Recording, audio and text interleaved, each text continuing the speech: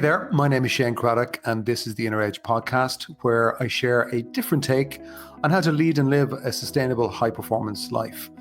Over the course of different episodes, I'm going to challenge the belief that tension, stress, and struggle are essential to success and creativity. My experience is that there's an easier way, there's a better way, and indeed there's an essential way that we need to explore for the times that we live in. So let's go ahead, let's jump in and explore.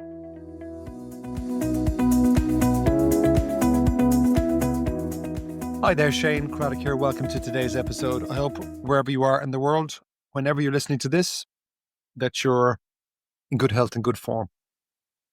I want to talk about something today that is very subtle, but in my experience, incredibly powerful. And if I may say so myself, this short episode would probably be worth listening to again. We're going to be talking about something that, as a human, is probably the most valuable thing, I think, really in your life, which is understanding how to create radically better relationships, how to improve them, how to cultivate them, and at the same time, how to get the best out of the people around you in a non-manipulative way. So this, from my perspective, in terms of relationship, this is about work, and this is about your life. It's about home. It's about your friendships, your business relationships, your customers. It's come about from me reflecting over the last couple of days. I was thinking about a mentor of mine that I worked with a few years ago, who was a specialist, somebody who spent most of their life working with couples in relationships. And I suppose what I've learned myself is I follow my own curiosity about what I'm interested in, even if, and especially if it's not in my own domain. So the person that I tracked down in the US, somebody just, they don't really deal a huge amount with business people, but they had, because obviously business people are in relationships. But their main expertise was in helping couples become closer, become healthier. And I found it fascinating to talk to him, get mentored by him a little bit in terms of even my own personal relationships, my own viewpoint. But really, I was very interested in his inner mental perspective on relationships. And he said something to me one day that really I found very profound. He said, Shane, if you want to have a healthy relationship in any context, you need to consider a vital ratio. And said the ratio is enjoyment of the person versus criticism of the person.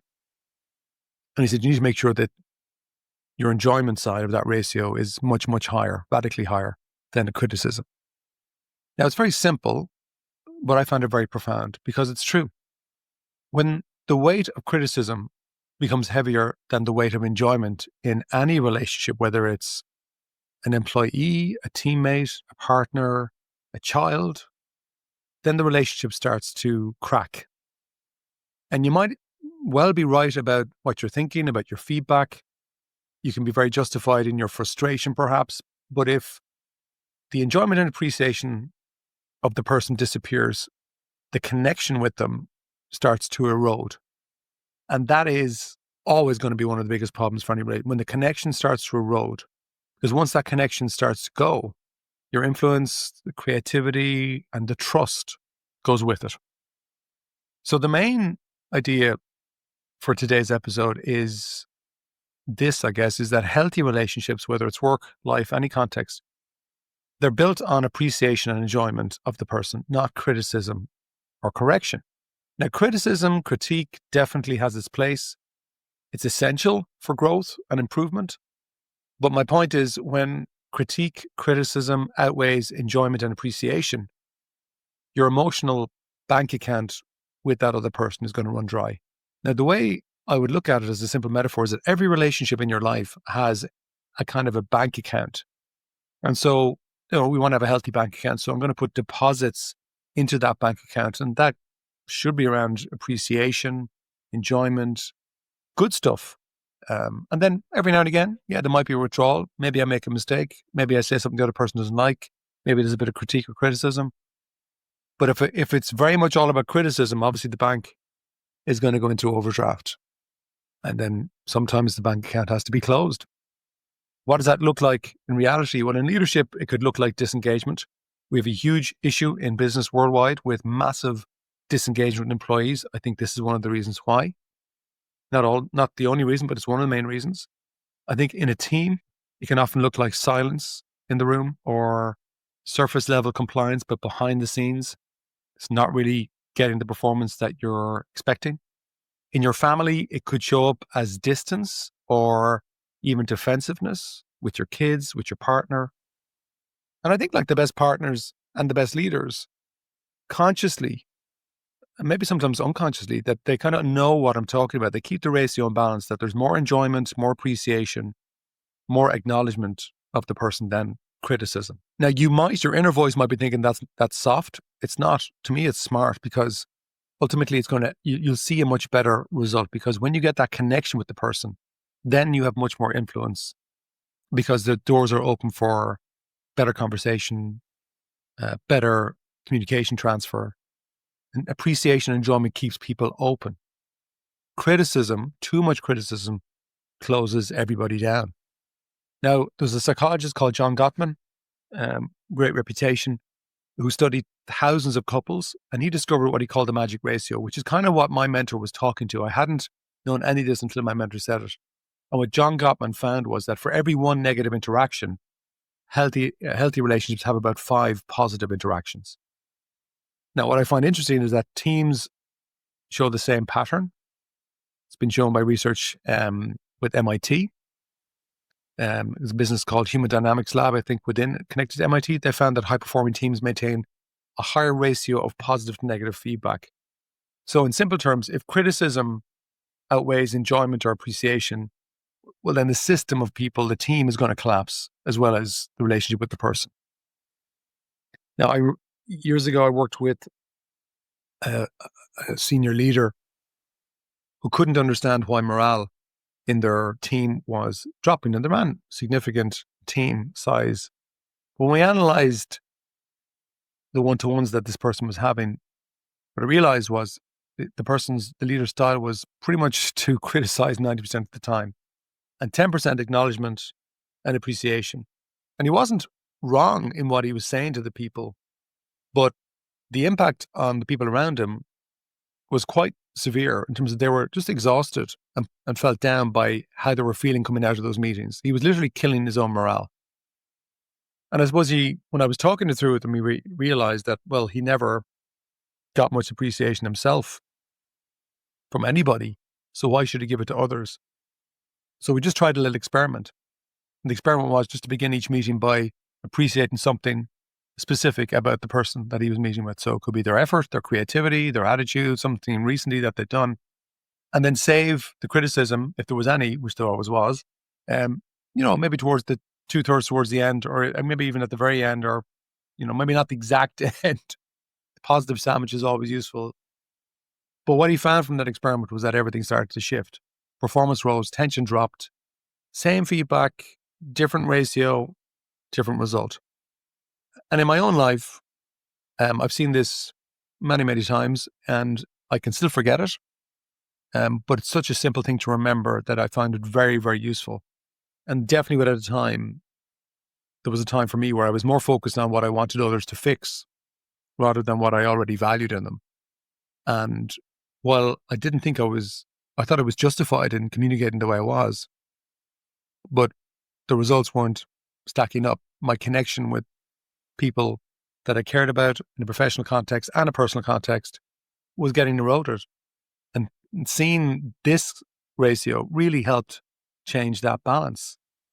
Because I suppose when I started to proactively, intentionally notice and name out loud what I was enjoying about the people around me, those relationships started to deepen almost overnight.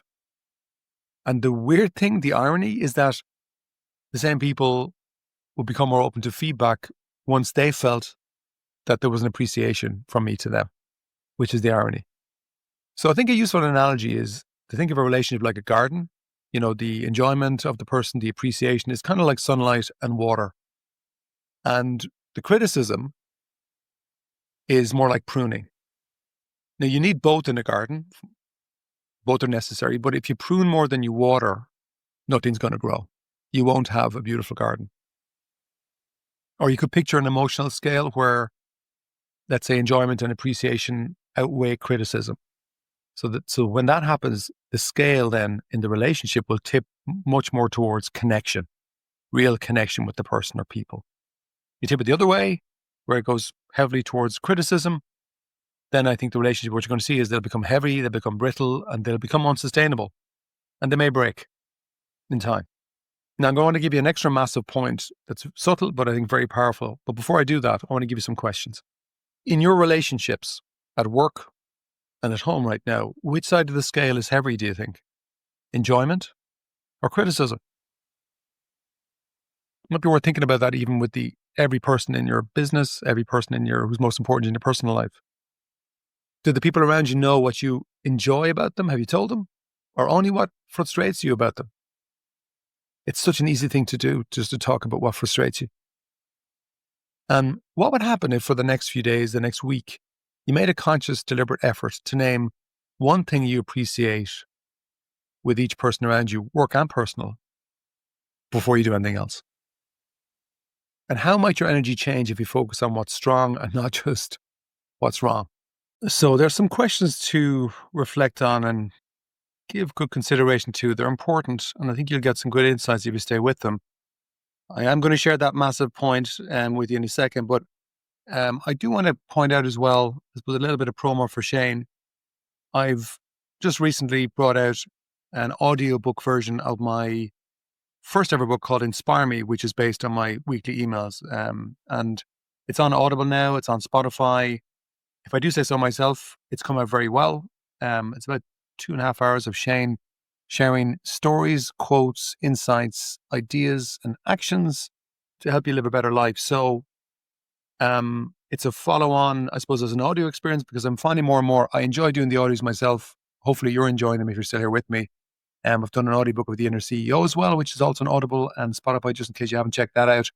But Inspire Me by Shane Craddock is now available on Audible and Spotify. So check it out.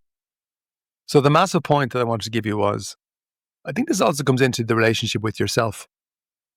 As corny as that might sound, is that as speaking as somebody who, if you've listened to my podcast or read my book, The Inner CEO, you'll know, when I was in my 20s, I suffered from very severe depression. Looking back, one of the main reasons for that was because I was hugely critical of myself, very, very hard on myself. And I learned in time to change the nature of that and going on inside me, where now it's much more about, okay, what do you enjoy about yourself? What do you appreciate about yourself? And balance up the scales. Go back to John Gottman's point, the 5-to-1 minimum. And just experiment with that if that strikes a chord. Because to me, the relationship with yourself, really, that connection, which you're like, that has to be in the right zone before you connect with anybody else. So the takeaway, I guess, for today is criticism can be useful for progress, for sure, but appreciation and enjoyment is what matters most for connection.